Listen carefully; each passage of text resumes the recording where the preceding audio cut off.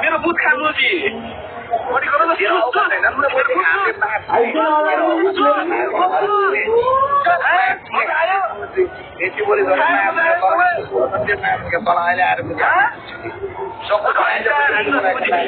मेरो अगाडि आइस भने घण्टा एक